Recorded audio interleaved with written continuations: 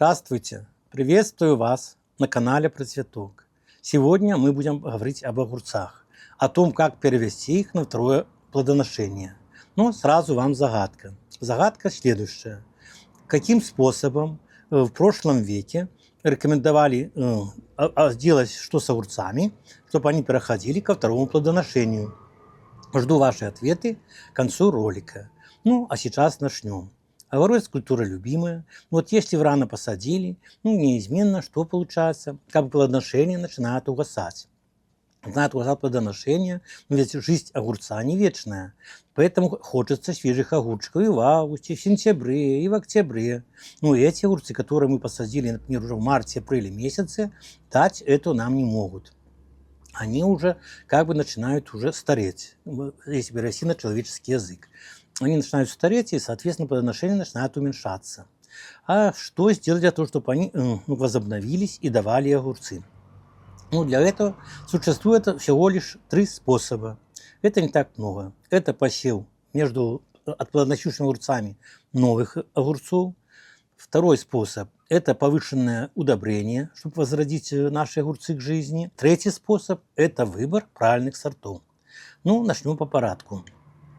Самый простой способ, конечно, доступный – это посев.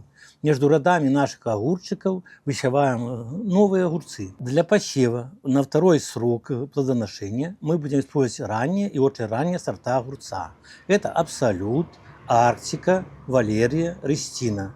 Только эти сорта начинают рано плодоносить, и уже при посеве даже в начале июля, со середины августа, они начнут давать нас урожай. И этим урожаем они будут радовать нас и в сентябре, и в октябре, пока не наступит устойчивое похолодание. То есть температура не станет такой критической для роста огурца. Так что запоминайте название этих сортов. Высели между родами старых огурцов, но опять же не забываем, что огурцы любят плодородную почву, поэтому междурядье опять же заполняем, как и при весенней посадке, перегноем, добавляем сложное удобрение комплексное 25-30 грамм на 1 метр квадратный. Все это перекапываем, и только после этого мы высеваем огурцы для нового урожая. Если их просто посадить огурцы в пустую землю, ясно, что хорошего урожая мы не получим. А дальше все как обычно. Плодоносящие огурцы по мере их отмирания мы начинаем убирать. Новые поднимаются, и через месяц новые огурцы мы уже начинаем подвязывать. Опять все то же самое, что при весеннем плодоношении. Так что тут больших заморочек как бы нету. Переходим ко второму способу наших огурцов, что можно сделать с ними, для того, чтобы они как бы не отмирали раньше времени, это усиленные подкормки.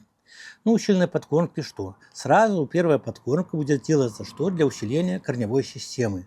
Для того, чтобы наша корневая система начала укрепляться. Для этого мы будем использовать обыкновенную золу. Берем 200-граммовый стакан золы, растворяем в 10 литрах воды и проливаем под корень наши огурцы. Далее что? Через день мы будем использовать крестолон огуречный.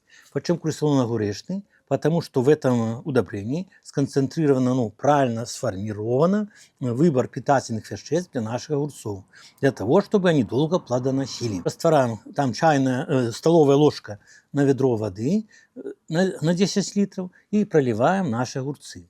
Но если вам хочется достичь еще более быстрого результата, чтобы ваши огурцы еще быстрее, без заморочек, как бы стали плодоносить, мы что будем использовать?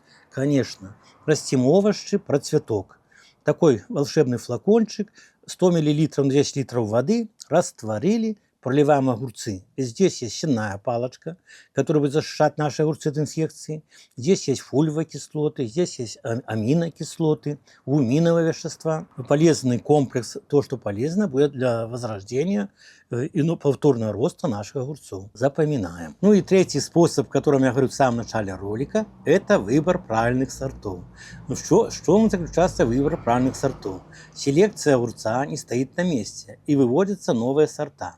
Особенно это характерно для сортов дальневосточной линии. Значит, огурцы дальневосточной линии, из них В продаже у нас есть два сорта. Артика и Каминари имеют такую особенность, что когда они заканчивают плодоношение как бы на главной плечи, у них обильно начинают отрастать пасынки, и плодоношение опять возобновляется. Небольшая подкормка, и эти огурцы плодоносят так же, как и только что посаженные. Поэтому любой из этих способов подойдет, я думаю, для вашего участка. Выбор будет за вами. Что вы будете? Выбирать правильные сорта, делать ущеренную подкормку огурцов для повторного плодоношения, или высевать ранние и очень ранние сорта. Смотрите сами. Но сейчас ответ на загадку, которая была в начале ролика. Значит, в середине прошлого века это было очень популярно, и это делалось на больших площадях. Когда огурцы начинали плодоносить, значит, их просто отвязывали от опоры, опускали на землю, кольцо сворачивали, обрывали все листья при этом на этом побеге, который будет засыпаться, оставляли одну верхушку. После этого сыпали ведро плодородной земли на куст, верхушка по-новому начинала расти, присыпанная плеть образовывала новые корни, и огурец начинал новую жизнь. Конечно, это было трудоемко, но это диктовалось необходимостью из тех сортов, которые были в ту пору. Теперешние сорта, как я вам объяснил, могут давать побеги без приспускания побегу, или могут дать более ранний урожай, менее хлопотно и затратно. Так что выбирайте. А выбрать правильные сорта огурцов, удобрения для их подкормки и многое другое можно в наших магазинах «Процветок». До свидания.